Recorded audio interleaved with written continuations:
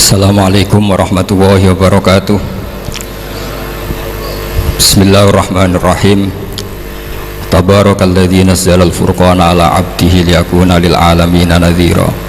Allahumma shalli wa sallim ala sayyidina Maulana Muhammadin wa ala alihi wa sahbihi asma'in, amma ba'du. Qudwatunal jami' fi'lan wa qawlan wa hala Syekhuna al-Faqih al-Mufassir Haji Maimun Zubair, Syekhuna Ki Haji Abdul Wahab, Syekhuna Ki Haji Muhammad Najih, dan semua ahlu baiti Syekhina yang kita hormati, teman-teman Anwar yang kami cintai. Sebelumnya saya mohon maaf karena saya harus di atas, padahal kita ini fitokotin wahidah, sama-sama tahta Syekhin wahid, tahta murabbin wahid, yaitu Syekhina Ki Haji Maimun Zubair. Dari sisi itu saya minta maaf. Dari sisi yang lain jenengan harus minta maaf saya karena ini bully saya. Artinya bully itu kesannya di atas, tapi ini makmur, diperintah, diatur. Jenengan al-amirun atau al-amir, jenengan pemerintah. Jadi dari sisi ini jenengan keren ya, ngatur-ngatur saya. Tapi begini, sengaja saya tidak bawa makalah, tahun kemarin juga tidak bawa makalah, karena saya datang, saya matur ke Syed ketika beliau minta saya datang. Saya datang tapi tidak sebagai narasumber, ya seperti umumnya santri alumni. Jadi ya saya datang saja karena ada tugas memberi orasi ilmiah. Kita mulai begini. Jadi dalam disiplin ilmu yang dikembangkan di pesantren itu sebetulnya kalau pakai ilmu logika maupun sosial apa saja, baik sosial ilmiah maupun sosial budaya, kita ini jauh lebih unggul ketimbang tradisi mereka. Misalnya begini, dulu di era Umar bin Abdul Aziz ada yang memberi gelar Khamisul Khulafa, ini yang dikutip Mizan Kubro Imam Sa'roni. Beliau ngendikan begini, idza ra'aitum jama'atan yatanajawna sirran fima bainahum fi amri dinihim, itu fasyadu anna dzalika dhalalun wa bid'atun. Jika kamu melihat satu komunitas tertentu yang bisik-bisik agama tapi di grupnya mereka sendiri tanpa melibatkan kelompok lain yang mungkin a'lama minhum, lebih alim, maka itu sesat, dhalalun wa bid'atun. Sehingga dulu itu sudah ada tradisi konsensus ilmiah. Konsensus ilmiah ini diputuskan oleh konsensus yang min ahlil ilmi, sehingga orang yang tidak ngalim itu ya konangan. Kalau sekarang nggak pati konangan, tahu-tahu ada orang nggak jelas juntrungannya punya majelis tafsir yang bisa saja cindil tikus itu halal, hanya karena berdasar dalil, misalnya kula ajitu fima uhiya ilayya muharraman ala ta'imi yat'amuhu ila yakuna maitatan aw damam masfuhan aw lahma khinsir, sehingga dianggap yang halal itu banyak, yang haram hanya 3. Saya pernah ketemu di antara mereka, tanya, apa betul Gus Bak menurut Islam begitu? Terus saya baca di antara ciri Nabi itu yang ada di kitab Taurat dan Injil itu wa yuharrimu alaihimul khaba'is. Jadi kadang mawadi'ul halal wal haram itu tidak disebut di halal haram, tapi disebut di sifatun Nabi. Sifatnya Nabi adalah wa yadau anhum israhum wal aghlal allati kanat alaihim. Di antara sekian sifat itu wa yuharrimu alaihimul khaba'is, dan Nabi mengharamkan sesuatu yang menjijikkan. Nah, kira-kira itu cindil tikus itu kalau sampean dakok di ruang tamu jijikkan enggak? Ya jijik, ya sudah haram saja, kata saya. Akhirnya sebagian mereka ya tobat, mau ngaji sama ahlinya. Dulu ketika Imam Malik ngarak Muwatta itu beliau ngendikan, dan ngendikan itu saya hafalkan, ini ada di kitab Al-Manhalul Latif, juga dikutip Gus Najih dalam kitabnya At-Tajridul Musaffa. Aradtu kitabi hadza ala sab'ina faqihan min fuqaha il-Madinah fakulluhum wata'ani fasammaituhu al-Muwatta. Kitab ini sudah saya tasihkan ke 70 ahli fikih di Madinah, kemudian semuanya setuju, fakulluhum wata'ani, semuanya sepakat, fasammaituhu al-Muwatta, maka kitab ini saya namain al-Muwatta, yang disetujui. Sehingga kita tidak boleh menjadi orang-orang alim humul sendiri dewean terus dikultuskan santrinya, serambutnya gondrong, terus muridnya jari dulang Nabi Khidir, sekambine kok kali Jogo itu, terus terkenal wali itu. Ini kalau kita begitu bahaya. Makanya saya senang model pendidikan Anwar. Ilmu itu dikonsensuskan. Siapa yang alim di takrib, di mu'in, ada debat, ada macam-macam. Sehingga yang terbaik, baik secara ilmu maupun perilaku dituakan. Ini penting. Kalau ilmu tidak dikontrol itu repot. Saya berikan contoh betapa kita lebih kritis ketimbang tradisi di kampus. Saya pernah didebat sama salah satu kelompok ormas tertentu. Bapak, apa alasannya orang NU kalau megang istrinya itu kok batal gitu? Wong istrinya digauli saja boleh, masa megang itu batal katanya. Terus saya jawab, kamu tahu definisi mahram? Nggak tahu ya. Mahram itu orang yang haram dinikah. Yang haram dinikah itu ya ibu, anak, bule, ponaan. Yang haram dinikah itu namanya mahram. Justru istri itu namanya ajnabiyah, orang lain. Makanya boleh nikah. Jadi statusnya istri itu orang lain, ajnabiyah, sehingga boleh dinikahi. Kalau mahram malah nggak boleh dinikahi. Mereka akhirnya sadar, oh ternyata selama ini keliru, membahasakan istri mahram itu keliru. Ya terus akhirnya dia jadi syafi'i dadaan tadi. Pernah juga ada seorang kiai yang kepikiran mau mengharamkan atau menganggap ada fidah kalau orang haji itu rokok. Rasanya kalau kata pakar-pakar kuetar itu cengkeh itu wangi. Kalau cengkeh wangi berarti kalau haji rokok itu artinya pakai apa? Wangi. Itu hampir saja deal. Karena ya memang cengkeh itu wangi. Kemudian diingatkan sama kiai yang lain. Anda berani fatwa kalau orang Jumatan sunat ngerokok karena pakai pewangi? Terus dia, wah iya ya, enggak jadi. Jadi ini pentingnya ilmu itu konsensus. Sehingga saya bicara di sini pede bukan karena saya merasa benar, enggak, kan nanti ada yang nasah ini. Nah, kalau benar ya sampean dukung, kalau salah ya tinggalkan saja, biasa saja. Karena kalau sampean sama-sama tadi saya sudah bilang tahta topkotin wahidah, kita tahta syekhin wahid, tahta mursyid wahid. Saya pikir ilmu saya dan sampean ya udah-undi lah. Kita beda jauh kan dengan Gus Najih, karena beliau alim bisa ngarang kitab banyak. Kalau saya jenengan kan ya sama-sama nggak jelas gitu ya, sudah pokoknya santai-santai saja, pokoknya rileks saja. Yang jelas saya datang ke sini itu mau cerita kebanggaan saya sebagai orang pesantren, produk pesantren kalau kata Gus Barak tadi. Di kampus itu saya berkali-kali ketemu doktor, profesor, dan mereka umumnya itu orang-orang yang galau, yang gelisah. Dan lucunya itu mereka memposisikan saya sebagai penasihat. Karena apa? Memang ilmu pesantren itu unik. Ilmu yang bisa menjawab problem apa saja. Mereka misalnya tanya begini, Pak Bahak, saya ini orang kampung, yang bapak saya itu utun, kan? Utun itu lugu, bisa menjadikan saya doktor, saya jadi dekan, saya jadi rektor. Tapi setelah di kota dengan sekian ilmu yang saya pelajari dari Eropa, dari Amerika, sekedar anak saya tidak narkoba itu sudah susah, kok ranking nggak dengar anak saya ditangkap BNN itu sudah seneng saya. Artinya apa? Dia sadar ternyata kearifan lokal yang dididik para kiai menjadikan anak-anaknya jadi profesor, jadi dokter. Tapi dengan ilmu kedoktorannya orang menjadikan anaknya ranking itu susahnya bukan main.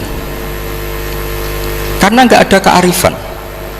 Ilmu yang mereka anggap adalah dianggap ya, tentu tidak hakikat, eksak. Eksak saja sebetulnya tidak juga subjektivitas mereka. Misalnya begini, ini contoh sekian. Pernah saya lomba cepet-cepetan matematika. Kalau saya kan pernah dimintai konsultan sebagai badan Basnas Nasional. Mereka kalau ngitung ya zakat ijarah itu 2,5%. Mungkin zakat ziroah berapa? 10% atau 20%. Kangkang yang di sini tak pikir itu mesti bingung karena gaya porogabit itu mesti raiso. Dan mereka tak tantang, coba jenengan bikin porogabit, saya pakai matematika pesantren. Itu cepet saya. Karena matematika kita adalah matematika ummi. Ummi itu orang Arab, ummiyin. Nggak usah diterjemah apa, sudah ummiyin saja. Ummiyin itu keibu-ibuan lugu. Jadi kalau nggak bisa itu ya terlalu. Misalnya 2,5%. Kalau kita bilang kan rubul usyur. Ya sudah 1.000 itu diusurkan dulu menjadi 10. Setelah 10 itu kan misalnya ya 1.000 berarti usurnya 100, ya kan? Setelah 100 cari rubuknya berapa? 25. Berarti setiap 1 juta 2,5% adalah 25. Mereka masih garap porogabit, saya sudah cepat 1.000 usurnya 100, rubuknya 25, namanya rubul usyur. Begitu juga misalnya kita punya aset 100, nisful usurnya 10, nisfunya berarti 5. Itu rasa porogapet cepet ketimbang sampean porogapet 2,5% kan suwi. Terus dia tanya, Pak matematikanya kok cepet, dapat ilmu dari mana, pernah kuliah di mana? Ya saya ngaji di Sarang sama Mbah Mun, terus saya ngaji beberapa ilmu. Nah kelirunya rata-rata santri itu faro itu ya ora seneng. Nah bulat. Nah ini cerita saja. Jadi kita bisa membuktikan ke khalayak ramai kalau kita tidak kalah. Khawarizm Al-Jabar terkenal di barat, Avicenna atau Ibnu Sina itu ya dengan ilmu-ilmu umum, dan mereka fasih sekali menerangkan ilmu medis, ilmu apa, fasih sekali. Sehingga ketika sekarang teknologi katanya adanya di barat, di Eropa, sebenarnya mereka itu kagum sama Islam karena mereka ngakui bahwa di antara ilmu itu dari Islam, zaman Khawarizm, zaman Al-Jabar, zaman Avicenna, zaman Ibnu Rus dan sebagainya. Saya beri sekian contoh, dan ini saya bilang tanyakan ke orang kafir yang paling inat, paling lacep di dunia, tanyakan ayat ini, pasti artinya seperti ini. Yaitu ketika ada fenomena likuifaksi, tentu kalau di Jogja kan ada grup ilmiah, mereka tanya saya, Pak Bahak, apa ada teori manusia itu ditenggelamkan di bumi? Yang teori, bukan kasus, bukan peristiwa sejarah. Kalau peristiwa sejarah kan ada korun. Saya ditanya gitu, terus saya jawab, aamin tuman fis sama ayakhsifa bikumul ardo fa idza hiya tamur. Apa kamu merasa aman di dunia sementara pengendali langit, man fis sama itu pengendali langit? Ya siapa saja, bisa malaikat atau bisa Allah, man sing kudratu fis sama, itu ahli tafsir beda pendapat. Yang enggak beda yang enggak pernah nafsiri gitu. Jadi yang enggak beda karena enggak pernah nafsiri. Ayak sifat bikumul ardo, bahwa bumi ini bisa ditenggelamkan. Faidah ya tamur, ya memang bumi itu bisa meleleh. Terus saya memberi sekian argumentasi.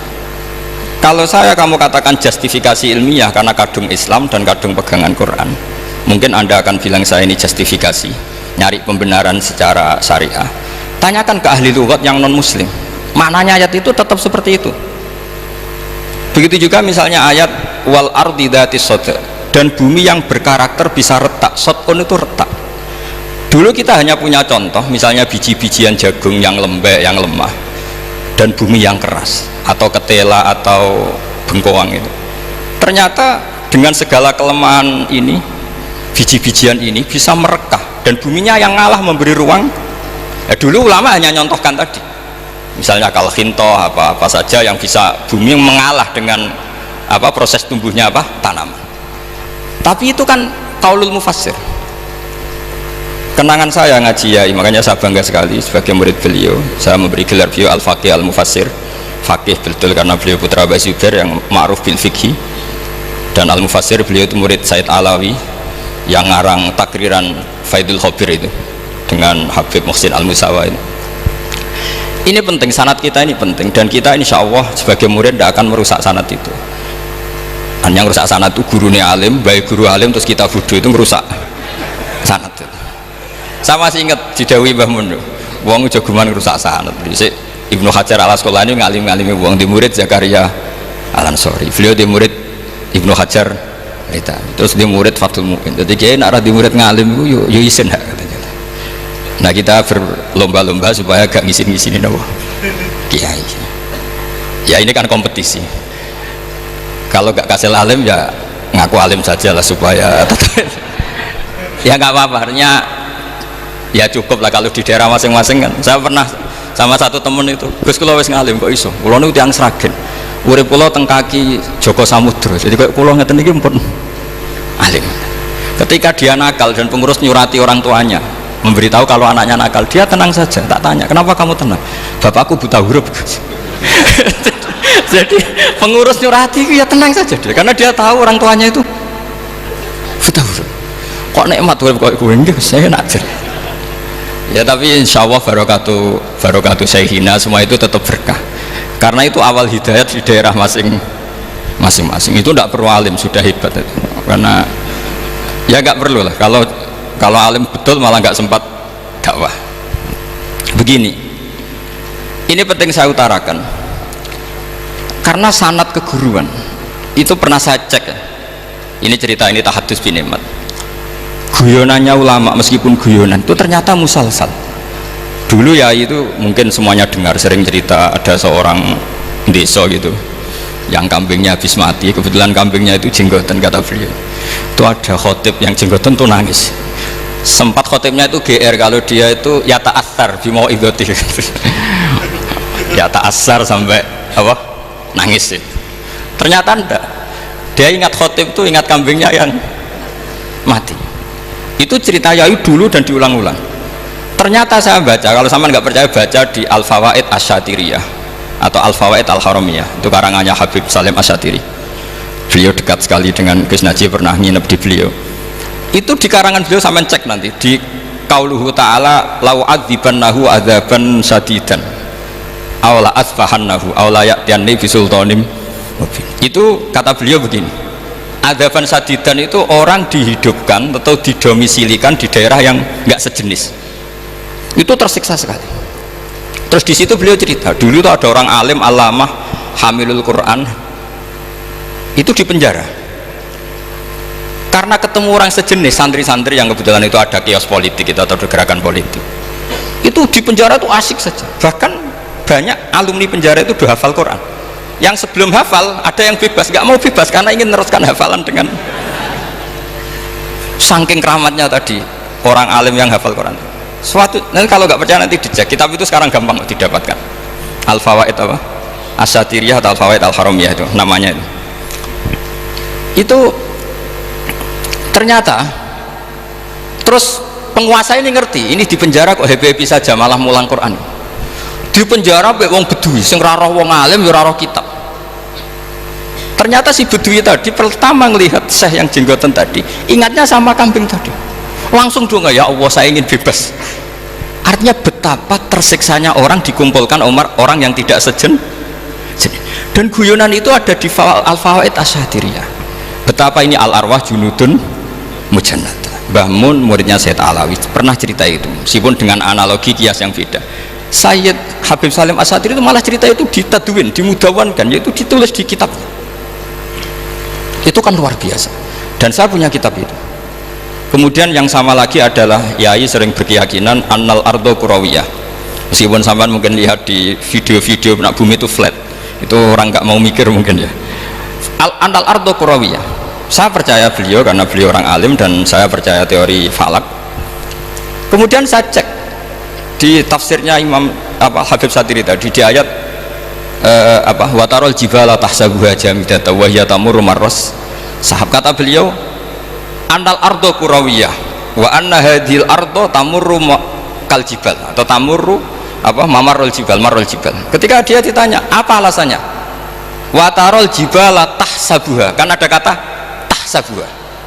Tahsabu itu hasibah yahsabu husbanan, kalau sebagian lughat hasibah yahsibu husbanan. Nah itu sekarang, kata beliau itu sekarang. Kenapa itu sekarang? Idlah husbana hunaka, kan ada mufasir yang mengatakan tamur rumah sahab itu nunggu di akhirat, watarol jibala tahsabuha jamidata wahiyya tamur rumah sahab itu nunggu nanti di akhirat.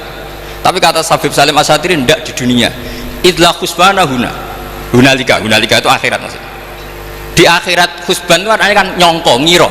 Di akhirat semuanya itu ilmul yakin, ainul yakin.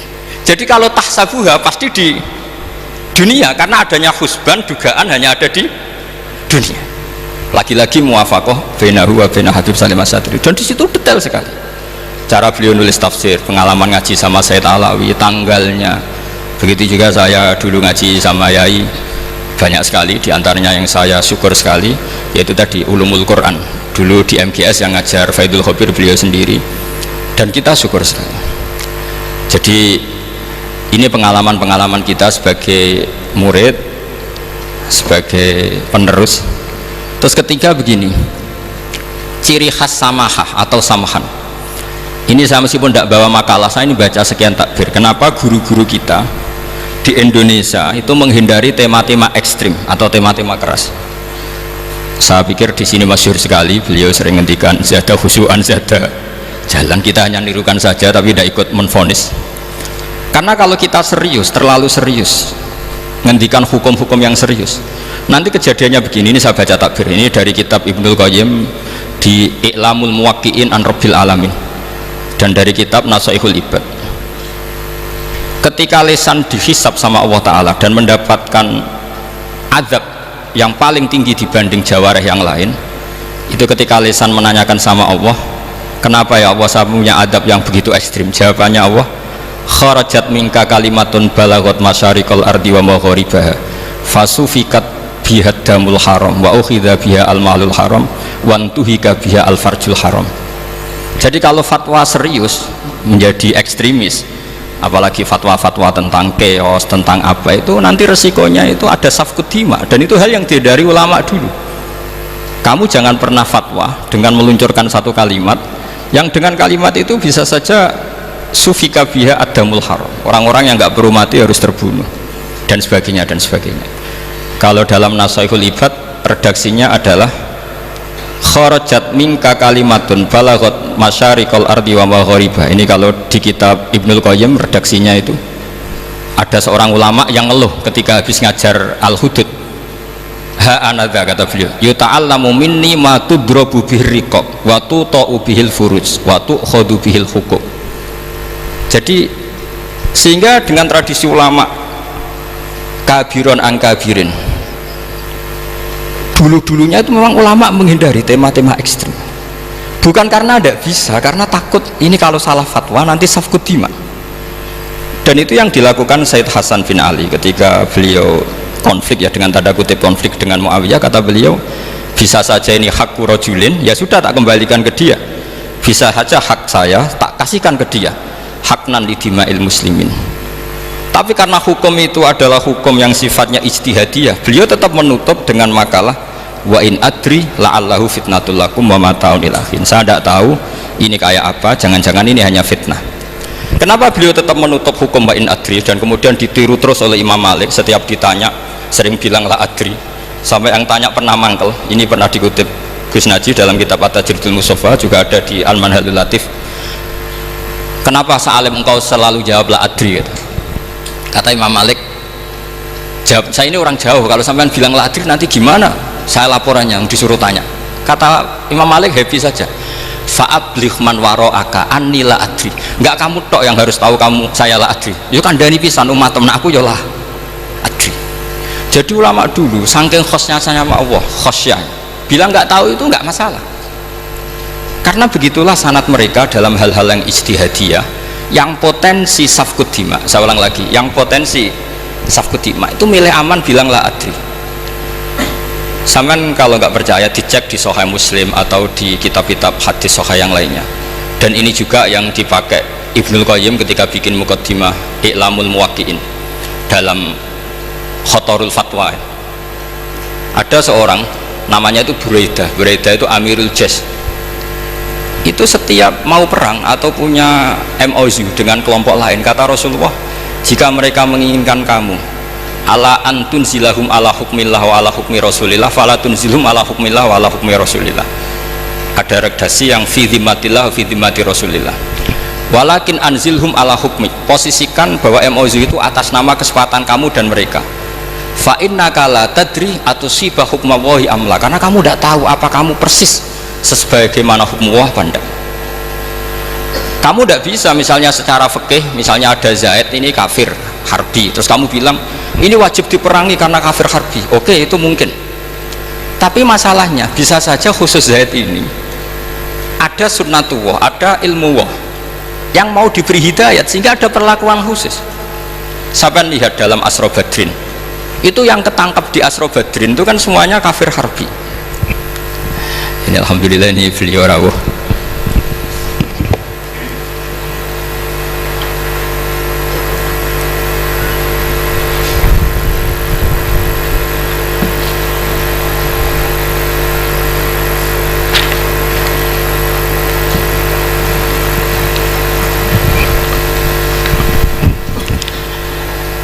Kalau terus akan itu di Asra Badrin itu kan semua yang ketangkep itu adalah orang-orang yang dulu kafir harbi, termasuk mimpinihim ada Said Abbas. Tapi ketika itu jelas-jelas pernah kafir harbi ikut perang Badar. Ini pentingnya muqabalah. Apa Abu Bakar usul dimaafkan, Umar usul darbur riqab. Apa tanggapan Rasulullah SAW ketika masaluka ya Abu Bakrin masalu Ibrahim, qala faman tabi'ani fa innahu minni wa man asani fa innaka ghafurur rahim. Wa masaluka ya Umar masalu Nuh, qala rabbi la tadzar alal ardi minal kafirina napa dayar. Dan apa yang dilakukan Rasulullah? Beliau memilih pendapatnya Abu Bakar. Dan apa yang terjadi? Said Abbas dan beberapa sahabat menjadi Islam. Wa hasuna islamuhu. Artinya gini, jadi betapa dalam menganalisis satu hukum sosial, karena ini manusia, saya ulang lagi, karena ini manusia itu susah sekali. Makanya dalam banyak hal sikap-sikap Rasulullah itu dipandu oleh Allah. Tentu ada ayat laisa laka minal amri syai'un aw yatuba alaihim aw yu'adzibahum. Makanya saya mohon sekali ini para santri, khususnya santri alumni Alwar, mohon belajar itu tafsir Munir itu detail. Karena di tafsir Munir itu misalnya ada ayat tertentu yang mengkritik orang kafir tertentu, fitil kalwaqiah gitu. Di situ ada kejelasan fa aslamu wa hasuna islamuhum. Misalnya wasfir nafsaka ma'alladzina tuna rabbahum bil ghadat, seterusnya terus wala ta'tu'anaka anhum turidu zinatal hayatid dunya. Terus beliau menerangkan orang-orang ini yang dulu angkuh nggak mau ta'alum sama Nabi karena nggak mau jejer sama du'afaul muhajirin dan du'afaul ansor, itu akhirnya Islam dan wahasuna Islam. Saya kira demikian. Nanti monggo bareng-bareng istifadah dari Syekhina Najih. Dan saya syukur sekali karena mendapatkan naskah At-Tajridul Mushaffa. Saya sinau buhot itu banyak di kitab-kitab fikih, tapi saya mengenang dari yang dikutip beliau tentang Imam Malik, tentang buhot in kharaju ala misli Umar bin Abdul Aziz. Terus ketika siapa itu Ibnu Qasim tanya fa'ilam yakun mislah, kata Imam Malik ya dakhum gitu. Dakhum yang tapi muwah min dhalimin bi dhalimin gitu. Semua yang tapi min kilaihima. Jadi sikap-sikap dari Syekhina, dari para ulama-ulama kita yang sabar ngadepi umarok yang macam-macam, itu adalah sikap dari guru-guru kita musalsal ila Rasulillah sallallahu alaihi wasallam. Ini penting saya utarakan karena jangan sampai kritis kita sampai menjadikan bangsa ini chaos. Kalau chaos nanti safkut dima, tentu itu yang enggak diinginkan Sayyid Hasan bin Ali, dan beliau dapat gelar dari Rasulullah inna ibni hadza la sayyidun wa la Allah yuslihu bi baina fi'atin azimatan. Saya kira demikian, dan bareng-bareng monggo istifadah dari Syekhina Najih.